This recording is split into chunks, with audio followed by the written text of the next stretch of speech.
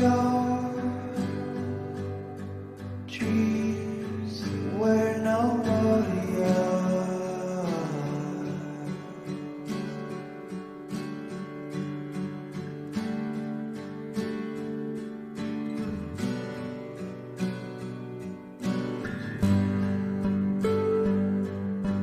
Give your tears to the tide.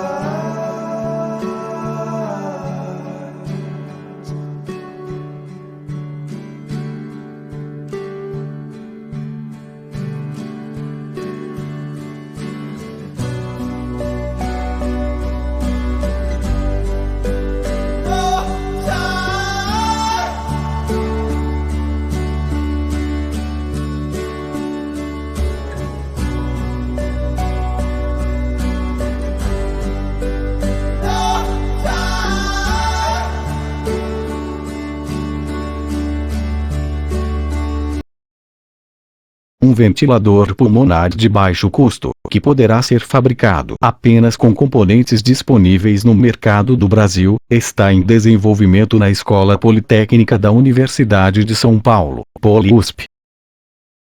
Batizado de Inspire, o ventilador pretende suprir a grande demanda do aparelho hospitalar em meio à pandemia do novo coronavírus. Segundo a agência EBC, o professor Raul Gonzalez Lima, um dos coordenadores do projeto, declarou: a cadeia de produção instalada atualmente deste tipo de equipamento talvez não consiga sustentar a demanda da população brasileira nas próximas semanas. E acrescentou: esses equipamentos, hoje comercializados, dependem de muitos componentes importados, e nem todos estão em estoque na quantidade necessária. Os componentes podem não chegar a tempo para fazer essa produção. O protótipo do aparelho já está em produção. Ele é do tipo aberto, isto é, não precisa de linhas de ar comprimido, que também poderão estar em falta nos hospitais brasileiros em razão do grande número de pacientes decorrentes da pandemia. Gonzalez Lima acrescentou: possivelmente faltarão linhas de ar comprimido nos leitos de hospital, o que torna necessário o bombeamento de ar para o paciente, na hipótese da indisponibilidade. É uma demanda crítica e pontual, e depois essa tecnologia pode ser usada em áreas remotas, em que um hospital não esteja próximo. Após a recomendação do Ministério da Saúde sobre o uso de máscaras pela população em geral, algumas organizações militares iniciaram a produção de equipamentos de proteção individual, como máscaras de tecido, toucas e aventais descartáveis, para a proteção de suas tropas. O Parque Regional de Manutenção da 3ª Região Militar do Exército, localizado na cidade de Santa Maria, Rio Grande do Sul, é um exemplo de organização militar que adotou a medida com a produção de cerca de 200 máscaras por dia. A iniciativa foi visualizada em função das restrições que estamos vendo no país, somado às ações de apoio à Operação Covid-19, onde identificamos que um ponto crítico será os equipamentos de proteção individual, informou o Coronel Andrei Monteiro Guzmão, diretor do parque. Em Curitiba, Paraná, no Parque Regional de Manutenção da 5ª Região Militar do Exército também foi implantada a ação.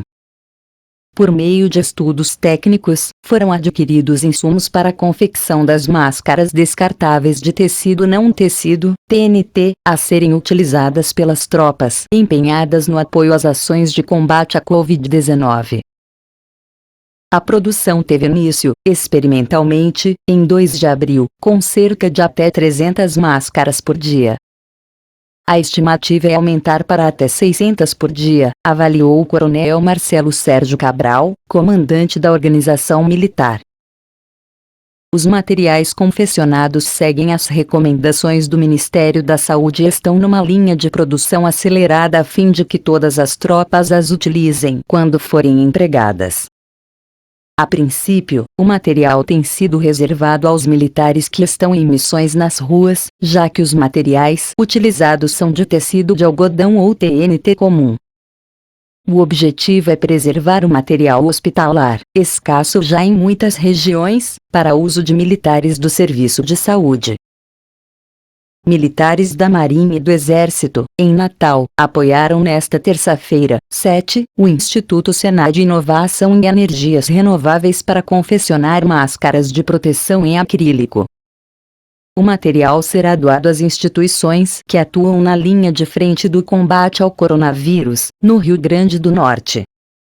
Até o momento, o Instituto está atuando na produção de máscaras com a cooperação voluntária de colaboradores.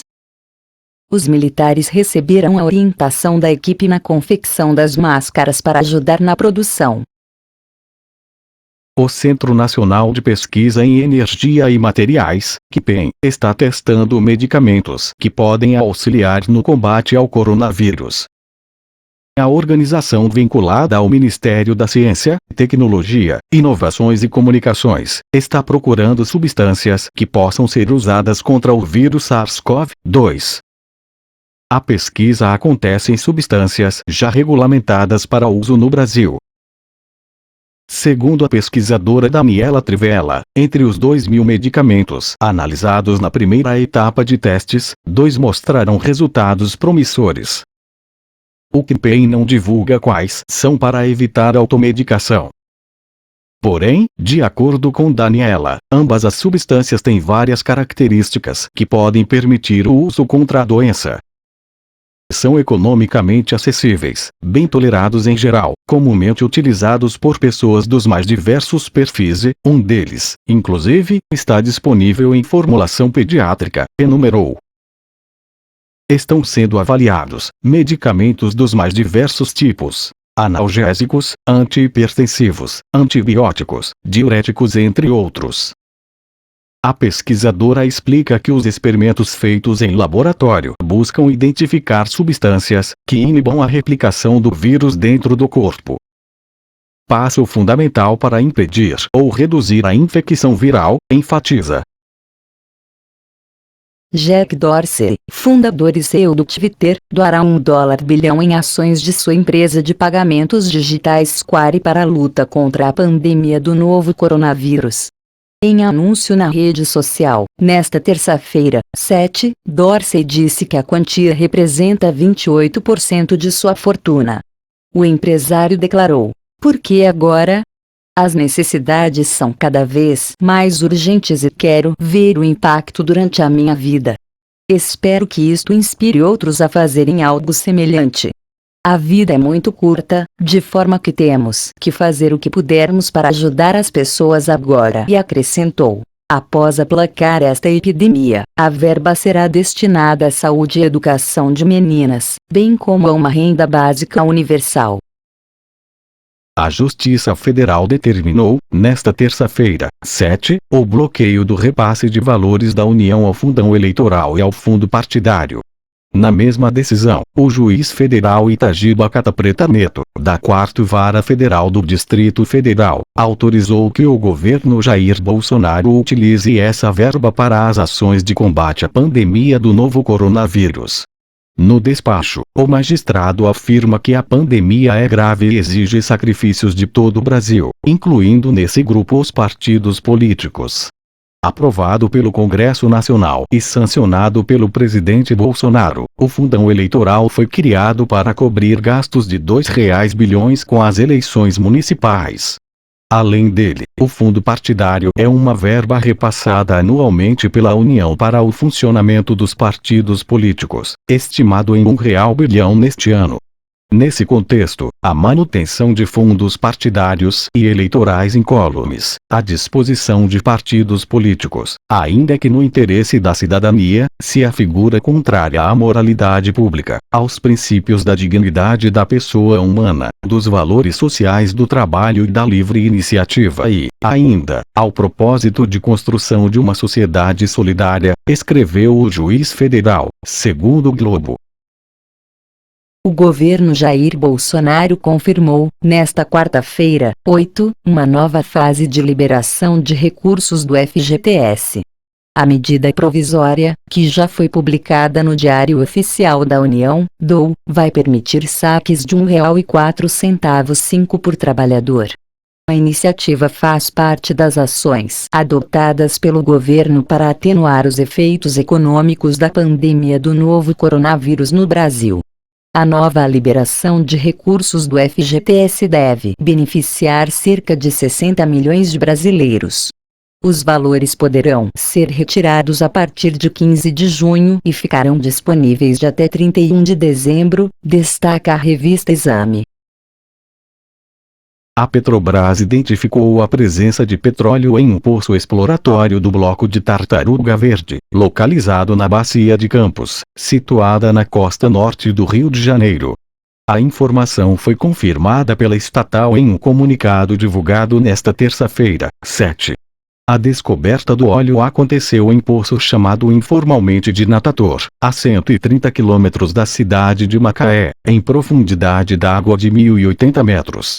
No comunicado, segundo o portal Terra, a Petrobras afirmou: os dados do poço serão analisados para melhor direcionar as atividades exploratórias na área e avaliar o potencial da descoberta. A estatal petrolífera do Brasil adquiriu 100% dos direitos de exploração do bloco, localizado no polígono do Pré-Sal, na quinta rodada de partilha da produção, leilão realizado pela Agência Nacional do Petróleo, Gás Natural e Biocombustíveis, ANP, em setembro de 2018, destaca a agência Reuters. Nas últimas 24 horas, em meio à pandemia do novo coronavírus, o Brasil registrou 173 altas hospitalares, contra 114 óbitos por Covid-19.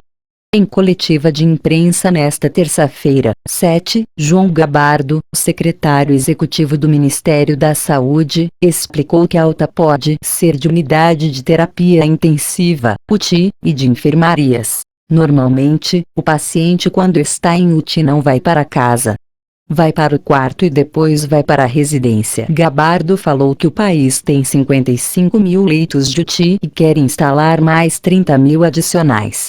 Se tivermos 1 milhão de casos vai faltar leitos. É difícil responder se o que colocaremos será suficiente. Achamos que sim. O Departamento de Ciência e Tecnologia do Exército Brasileiro firmou um novo convênio com a Universidade Federal de Santa Maria, para o desenvolvimento do projeto Sistema Integrado de Simulação Astros, grupo de mísseis e foguetes. A parceria tem por finalidade o intercâmbio de recursos técnicos e humanos, buscando desenvolver ações de extensão, ensino e pesquisa, envolvendo interesses mútuos nas áreas de tecnologia da informação e comunicações, inovação tecnológica, segurança e capacitação de recursos humanos. O projeto tem como finalidade o treinamento baseado em simulação para o sistema de artilharia Astros. O Astros é um sistema de lançadores múltiplos de foguetes, produzido pela empresa brasileira Avibras, de São José dos Campos, interior de São Paulo. A companhia opera com foguetes guiados e míssil tântico de cruzeiro, e envolve altos custos em treinamentos que usam o sistema real. O projeto deverá gerar novas tecnologias, capazes de melhorar a eficiência da instrução, reduzir o impacto ambiental e o custo do treinamento no centro de instrução, permitindo que aulas e instruções ocorram usando apenas computadores, evitando disparos de munições, destaca o portal da UFSM. Os moradores do Distrito Federal com suspeita de Covid-19 poderão realizar o teste para a detecção do novo coronavírus por sistema de drive-thru. O posto de atendimento, que entra em funcionamento a partir desta quarta-feira, 8, está localizado ao lado da sede do Sabin Medicina Diagnóstica, na quadra 3 do setor de armazenagem e abastecimento norte, SAAN. A operação realizada pelo laboratório custa R$ 295 e tem resultado divulgado em até 48 horas. Os testes serão feitos sem que os pacientes precisem deixar o carro, via SVAD, com um cotonete que colhe fluido nasal, destaca o jornal Metrópolis. O diretor técnico do laboratório, Rafael Giacomo, lembra que, seguindo a recomendação da Organização Mundial da Saúde, OMS, é imprescindível a apresentação do pedido médico. A Secretaria Nacional de Aviação Civil, vinculada ao Ministério da Infraestrutura, autorizou, nesta terça-feira, 7, o início de obras e a realização de licitações em 4 aeroportos regionais. Ao todo, serão 40.700.000 reais em investimentos do governo Jair Bolsonaro com recursos do Fundo Nacional de Aviação Civil, FNAC. O montante vai possibilitar melhorias para os passageiros e segurança operacional nos seguintes aeroportos: Angra dos Reis, no Rio de Janeiro; Bonito, no Mato Grosso do Sul; Cascavel, no Paraná; Sorriso, no Mato Grosso. Cascavel já tem a ordem de serviço para o início das obras. A autorização para o lançamento do edital de licitação foi concedida à Prefeitura de Sorriso e aos governos de Mato Grosso do Sul e Rio de Janeiro. Ronaldo Caiado mandou cancelar a licitação aberta hoje pela Casa Militar de Goiás, que previa gastar R$ 611,04 mil em carnes, frutos do mar e queijos para abastecer o Palácio das Esmeraldas. Ele se disse surpreendido com a notícia dada por um antagonista e mandou substituir a gestora Keren Apuc, responsável pelas licitações da Casa Militar. Segundo Caiado, é uma insensibilidade licitar um gasto deste tamanho em meio à pandemia do novo coronavírus. Um cargueiro Antonov 124-100, de origem ucraniana, chegou ao aeroporto de Brasília nesta madrugada com 6 milhões de máscaras faciais produzidas na China. A carga, de 40 toneladas, pertence à Nutriex e foi levada para Goiânia, onde está sediada a empresa, especializada em cosméticos e produtos hospitalares. Parte do material, calculado em R$ 160 milhões, será doada e parte vendida. O cargueiro foi recebido com todos os cuidados de higiene e precauções necessárias para evitar contaminação pela Covid-19, informou a Inframérica, concessionária do aeroporto. O governo federal começou ontem a construir um hospital de campanha em Águas Lindas, Goiás, no entorno de Brasília. O pedido foi feito por Ronaldo Caiado, governador de Goiás. O local terá 200 leitos adaptáveis para unidades de tratamento semi-intensivas, com tubulação e suporte para respiradores. O contrato com a empresa especializada é de 4 meses, no valor de R$ 10 milhões. As obras devem ficar prontas em até 15 dias. O pré-candidato democrata Bernie Sanders desistiu nesta quarta-feira, 8, de concorrer à presidência dos Estados Unidos. O anúncio oficial ocorrerá em breve numa conferência online para seus apoiadores, porém a decisão de suspender a campanha já foi definida numa reunião interna de sua equipe e divulgada em e-mail. Sanders já estava numa situação considerada praticamente irreversível na disputa das prévias do Partido Democrata contra Joe Biden, mas insistia em manter a campanha. Com a chegada da pandemia de coronavírus aos Estados Unidos, a disputa presidencial ficou em segundo plano e primárias em diferentes estados foram adiadas. O ministro-chefe da Casa Civil, Walter Braga Neto, afirmou, em coletiva na noite de terça, 7, que o Brasil vai receber um avião de materiais médicos doados pela Vale. Os equipamentos decolarão da China nesta quarta, 8. O prefeito de Manaus, Arthur Neto, anunciou que irá construir um hospital de campanha para ajudar no atendimento de pessoas contaminadas pelo novo coronavírus. A unidade deve contar, inicialmente, com 100 leitos. Somente na capital, o número de infectados passa de 560, e a quantidade de mortes no estado chega a 30. A baixa capacidade para atendimento é a maior preocupação do estado, uma vez que os casos de coronavírus não param de subir. De acordo com o governo do estado, o sistema de saúde do Amazonas tem capacidade de atendimento para apenas uma semana em leitos de unidade de terapia intensiva, UTI, já que 95% estão ocupados.